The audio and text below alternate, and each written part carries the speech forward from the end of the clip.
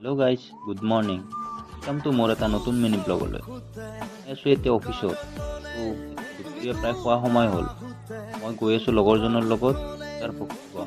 হোটেলখনৰ নাম ৰাজভোগ। এইখনো হৈছে সেইখন হোটেল যাৰ নাম ৰাজভোগ হোটেল। আৰু ইয়াত আহিয়ে অৰ্ডাৰ কৰিলোঁ পনীৰ পৰঠা। কাৰণ যিহেতু আমি ভতুৱাবোৰে সদায় ভাত খায়ে থাকোঁ, সেইকাৰণে ভাবোঁ আজি বেলেগ এটা খাই লওঁ।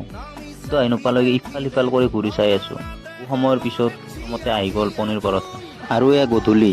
আজি মানে ঘৰত যোৱা নাই, চিধাই বাইদেউহঁতৰ ঘৰত আহিলোঁ। মানে বহুত দিনৰ পৰা ভাত এসাঁজ মাঘৰ বিহুৰ পৰা খাব মাতি আছিলে, অহা নাছিলে। আৰু ৰাইজসকল আলহীৰ ঘৰত গ'লে যে কিবা নিব লাগে, আপোনালোকৰ ফালে নিয়ম আছেনে?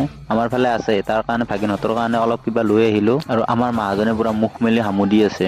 আৰু এইফালে মুনুহঁতে ধুনীয়াকৈ ভাত খাই আছে। বাপৰে, ইমান সোনকালে ভাত হ'ল নে? হাত মুখ ধুই অহাৰ পিছত মোকো ছাগলীৰ মাংস অলপ টেষ্ট কৰিব দিলে, কেনেকুৱা হৈছে। যিহেতু আলহীৰ ঘৰত আহিছোঁ, বেয়া হ'লেও ভাল হোৱা বুলি ক'বই লাগিব। তো খাই চালোঁ, ঠিকেই আছে, বেয়া হোৱা নাই, মজা। খালি কি তেলটো অকণমান বেছি হৈছে, বাকী চলি যায়। মাংস পাতি খোৱা নহওঁতে লৈ আহি পেলাই ইয়াত তাৰ পিছত খাব সময় হৈ গ'ল ভাত। আৰু ভাতৰ লগত আহিছিলে মটন, চিকেন, দালি, চব্জি তেনেকুৱা কিবা আছিলে। আজিলৈ এৰিছোঁ guys, bye, love you all.